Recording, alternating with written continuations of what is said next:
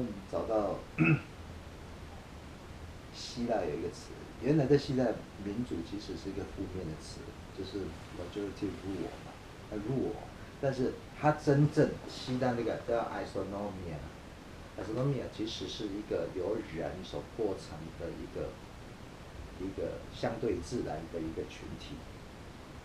然后 iso 就是平等的意思，所以我把它翻译成一个平等而开放的人文空间，就是由人的关系所组成的一个 space。所以，一个民主国家就是要形塑这样一个空间，它不是找到一套新的程序，然后施展在小孩身上，而是建构这样一个空间，让老师跟小孩在这里面像伙伴跟朋友一样共同学习。其实老师跟小孩在这边都是一个学习者，然后在这里面他们有共同的兴趣，或者是对什么主题有兴趣，他们可以一起学习，然后可以来这边可以跟人学习如何平等和开放的对话，然后对任何事情可以从不同的角度移动到他人的角度看事情。就是因为我觉得最大的问题就是说，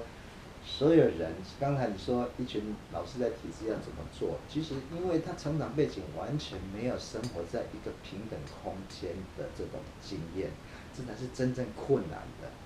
我以前常常在问嘛，一群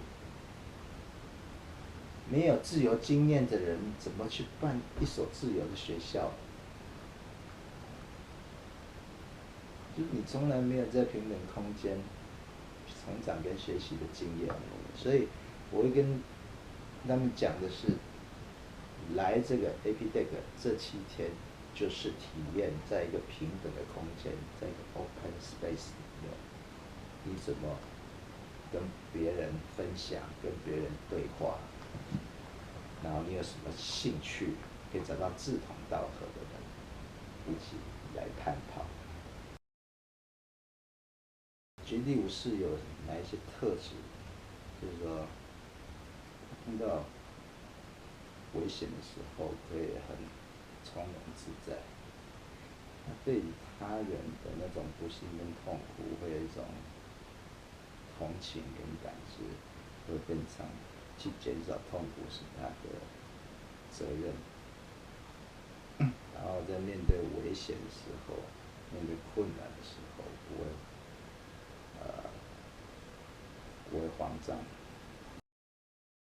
小孩子本来就天生具有想象力，但是那个想象力如果经过文明的能力，那再掌握一些我们人类累积起来的一些能力，集体像语言能力或者是